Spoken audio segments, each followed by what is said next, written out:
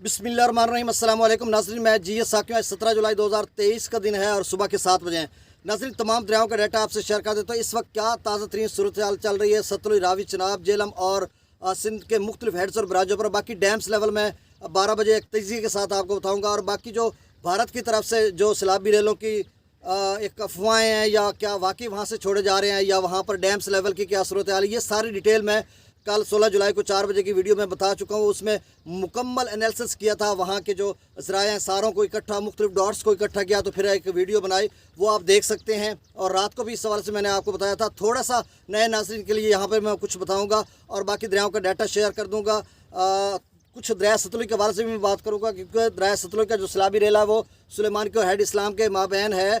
तो इस दौरान दोनों अतराफ में उसने बहुत ज़्यादा नुकसान किया। हालांकि इतना बड़ा सैलाबी रेला नहीं था, दरमियाने दर्जे का था, लेकिन छोटा दरिया उसने बहुत ज़्यादा नुकसानात किए। और लोगों ने कहीं अपनी मदद आपके तहत फ्लड बांध भी बनाया, अपनी फसलात को बचाया भी, और कहीं बचाने में नाकाम भी रहे, और कहीं बांध भी टूटे। तो ये सारी डिटेल भावल नगर के जो सरहदी इलाका जात हैं, जो दरिया सतलुज के किनारे हैं या पाक पतन के हैं या व्याड़ी के आगे हैं, तो इन सारे इलाका जात में बहुत सारा, अभी भी एक दोस्त का लुडन के साथ एक मौजा है, अब उसका नाम मैं भूल रहा हूँ, वहाँ से भी एक दोस्त ने कॉल किया कि हमारी तो सारी फसलात डूब गई, ये वो। तो इस तरह के सीन वहाँ पे देखने को मिले। और एक सवाल ये पैदा होता है कि इतना अरसा वहाँ पर जो है वो क्यों रहा, मतलब इस इतना अरसा यानी टाइम उसने क्यों लिया हेड सुलेमान की से पानी का जो अखराज है वो क्यों तादेर होता रहा। ये सारी चीज़ें हैं जो सवाल तलब हैं, चले खैर तवज्जो तलब भी हैं। तो अब मैं दरिया सतलुज का डाटा शेयर करने से कबल मैं दरिया सतलुज का थोड़ा सा आपको पस मंज़र बताऊंगा कि इसमें जो है यानी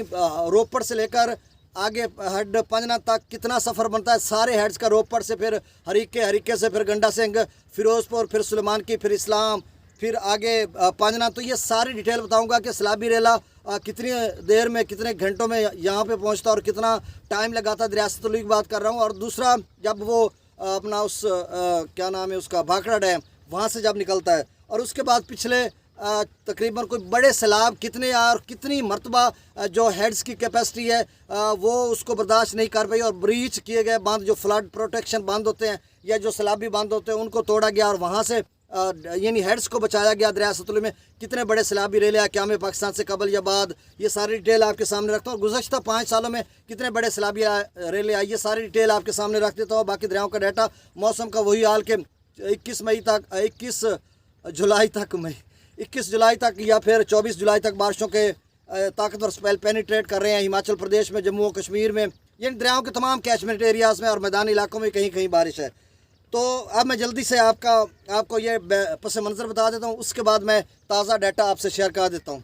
देखें, दरिया सतलुज में भाखड़ा डैम से जब पानी हिमाचल प्रदेश से निकलता है, तो उसके बाद यानी रोपड़ पहला हेड आप समझ लें।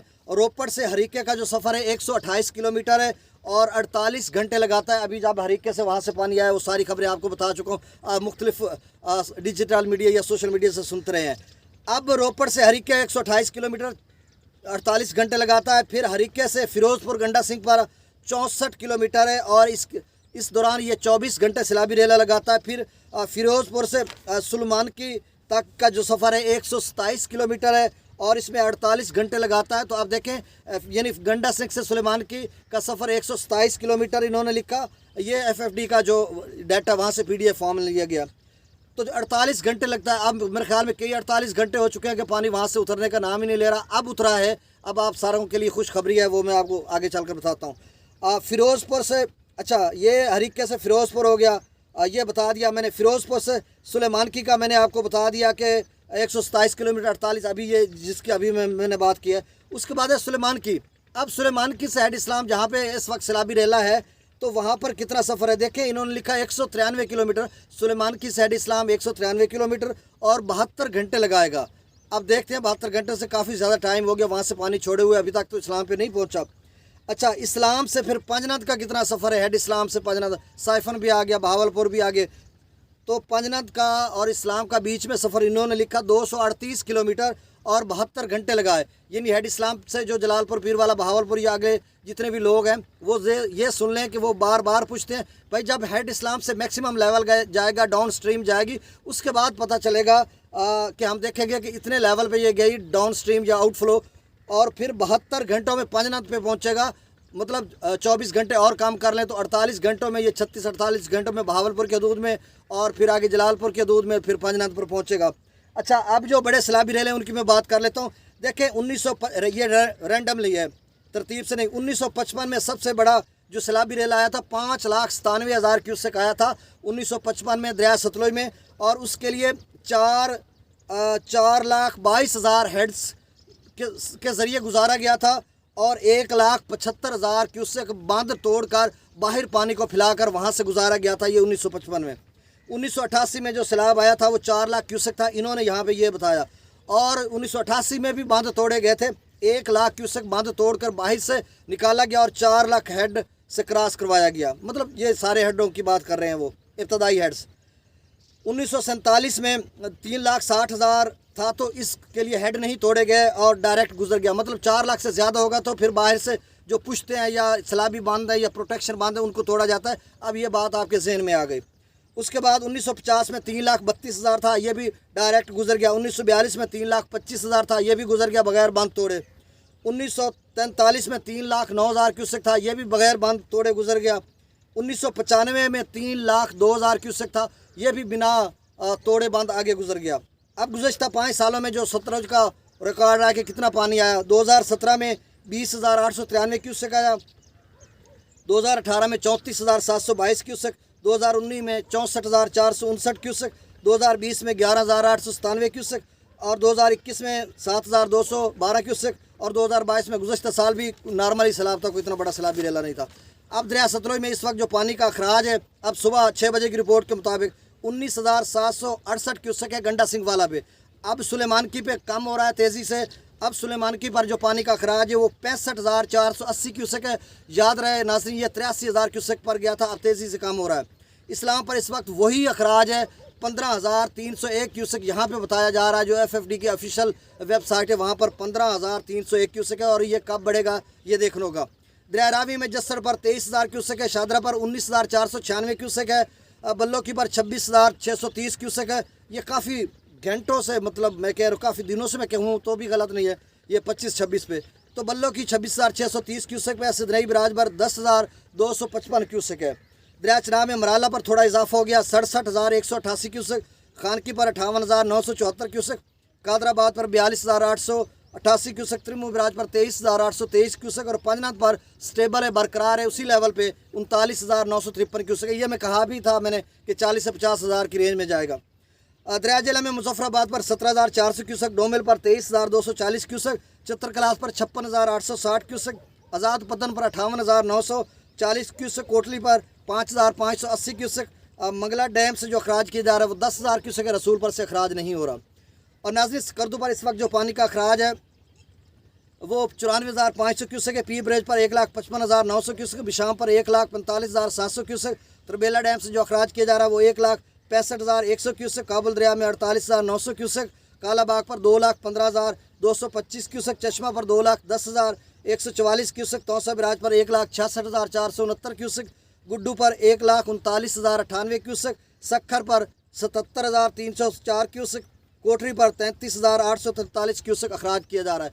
तो नाज़रीन, जो दरिया रावी चनाब सतलुज का सूरत हाल है, पीछे जो मुख्तलिफ डैम्स हैं ये मैं रिपोर्ट कर चुका हूँ 16 जुलाई की 4 बजे मुकम्मल तजिए के साथ कि वहाँ पे क्या सूरत हाल है। मुख्तलिफ डॉट्स को कनेक्ट किया और वहाँ पे जो ज़राए थे, कॉरेस्पॉन्डेंट्स है या इंडियन एक्सप्रेस का ज़रिया लिया या दीगर जो ज़राए वहाँ से मैंने वो सारी चीज़ें इकट्ठी की, उसमें डिटेल से मैंने बता दिया। डैम्स लेवल भी बताया हुआ है और गुज़श्ता 10 सालों का जो रिकॉर्ड टूटा हुआ है, इस साल डैम्स तेज़ी से भर रहे हैं और उनका जो रिज़र्व लेवल है वो भी अब ख़तरनाक हद तक होता जा रहा है। चंद फुट के फासले पर मतलब उनका हाइट रह गया, उनका जो मैक्सिमम लेवल रह गया और वो भरने में इतनी देर नहीं लगेगी क्योंकि वहाँ पर तेज़ तूफ़ानी मूसलाधार बारिशें कई रोज़ से और अभी भी जारी रहेंगी। ये हिमाचल प्रदेश की बात कर रहा हूँ और जो रंजीत सागर डैम है वो भी मतलब हिमाचल प्रदेश और पंजाब के साथ ही है, और पौंग डैम भी और भाखड़ा डैम भी, कोल्ड डैम भी। फिर आके दरिया चनाब की बात करते हैं तो जम्मू कश्मीर में भी बारिश हो रही है। उनके चारों डैम जो है, किशन गंगा डैम है, बगलियार डैम है, सलाल डैम है, डोल डैम है, वो सारे भरने के करीब हैं। तो अभी 1.5 माह सीज़न पड़ा है सैलाबों का, तो कुछ भी हो सकता है। अब मैं आखिर में यही बात करूंगा कि देखें वहाँ पर जो 10 साल रिकॉर्ड है उसका एनालिसिस किया गया है। जो साबका बारिशें हुई हैं इन जो भारत के ज़ेर इंतज़ाम डैम्स है, जिसमें अपना कोल्ड डैम है और ब्यास का जो अपना पौंग डैम है या भाखड़ा डैम है रंजीत सागर के अलावा, क्योंकि रंजीत सागर का भी 30-32 फुट उसका लेवल रह गया, वो भी तेज़ी से भरने के करीब है। और रंजीत सागर का जो है वो ये है कि अब ये जो रंजीत सागर का तो भरने के करीब है, वो तकरीबन 1638 तक तकरीबन भर चुका है, 1680 तक उसका लेवल है। लेकिन वो कोई लेवल जो 523 मीटर मौजूदा बता रहे थे उसकी हाइट है, और 527 पे उसका जो सतह है वो ख़तरनाक हद तक जा सकती है, तो 4 मीटर है। अब इसका एनालिसिस तो मैं कर चुका हूँ, मज़ीद इसकी डिटेल में नहीं जाता। और जो डैम है इसका पोंग डैम, उसका 1369 फीट तक वो भर चुका है, 1410 तक है, तो इसका लेवल भी ख़तरनाक हद तक बढ़ता जा रहा है।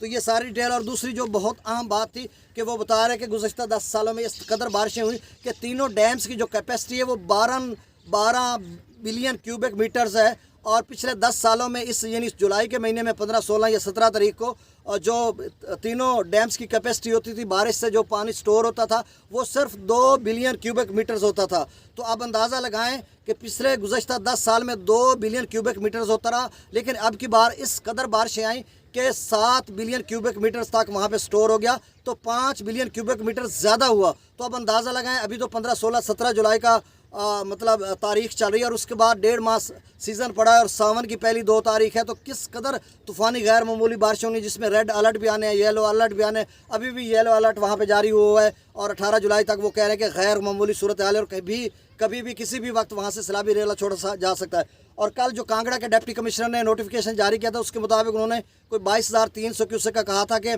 पोंग डैम से सैलाबी रेला छोड़ा जाएगा। ये थोड़ा है, होशियारपुर या अगर कपूरथला के मुख्तलिफ इलाकों को उन्होंने खबरदार भी किया, तो वो एक थोड़ा सैलाबी रेला था, लेकिन आइंदा औकात में कोई बड़ा सैलाबी रेला भी आ सकता है दोबारा इन सारे दरियाओं में। तो अपनी केयर कीजिए, ख्याल रखिए, अल्लाह ताला आपको अपनी हिफ्ज़ व अमान में रखे, जुमला ज़मीनी और आसमानी आफात से महफूज रखे। जो नए सब्सक्राइबर है मेरे यूट्यूब चैनल पर, उनको वेलकम कहता हूँ। जो नए नाज़रीन है वो सब्सक्राइब कर लें, बहुत शुक्रिया। आपको बर वक्त मुसद्दक़ का खबर मिलेगी, मैं ममनून रहूँगा, मशकूर रहूँगा। बहुत शुक्रिया, तहे दिल से आपका शुक्रिया अदा करता हूँ। मुझे GS साकी को इजाज़त दीजिए।